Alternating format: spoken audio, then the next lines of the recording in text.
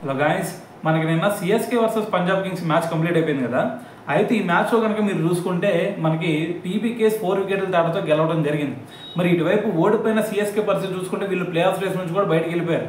మరి ఇటువైపు గెలిచిన పంజాబ్ కింగ్స్ సినారో కనుక చూసుకుంటే వీళ్ళు టేబుల్లో సెకండ్ ప్లేస్కి వెళ్ళిపోయారు. సో ఇప్పటి వరకు వీళ్ళు 10 మ్యాచెస్ ఆడితే వాటిలో 6 మ్యాచెస్ గెలిచి కేవలం 3 మ్యాచెస్ మాత్రం ఓడిపోవడం జరిగింది. సో ఈ సినారియో చూసుకుంటే ఖచ్చితంగా వీళ్ళు ఈసారి ప్లే ఆఫ్ రేస్లోకి ఉండే ఛాన్సే ఎక్కువగా కనిపిస్తూ ఉన్నాయి.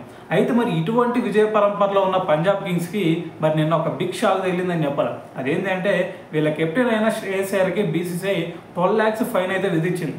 ఎందుకంటే నిన్న సిఎస్కే మీద మ్యాచ్లో అతను స్లో ఓవర్ రేట్ మెయింటైన్ చేయించాడు అనే ఉద్దేశంతో మరి బీసీసీఐ తనకి 12 lakhs ఫైన్ అయితే విధించడం జరిగింది. సో మరి ఇప్పుడు ఫస్ట్ టైం కాబట్టి అతనికి ఓన్లీ ఫైన్ మాత్రం విధించారు. సో దాని తర్వాత నెక్స్ట్ మ్యాచ్లో ఇంకా ఇదే రిపీట్ అయిందంటే ఖచ్చితంగా డీమెరిట్ పాయింట్లు ఇచ్చే ఛాన్స్ కూడా ఉంది. సో అదంతా పక్కన పెడితే మరి నిన్న టీబీకేస్ గెలిచింది కాబట్టి సిఎస్కే మీద, సో దీంతో ఒక రికార్డును కూడా వాళ్ళు సమన్ చేశారు. అదేంటంటే చెన్నై చెపాక్ స్టేడియంలో చెన్నైని అత్యధిక సార్లు ఓడించిన టీం ఏదన్నా ఉందా అంటే ఇప్పటి వరకు ముంబై ఇండియన్స్ మాత్రమే ఉంది.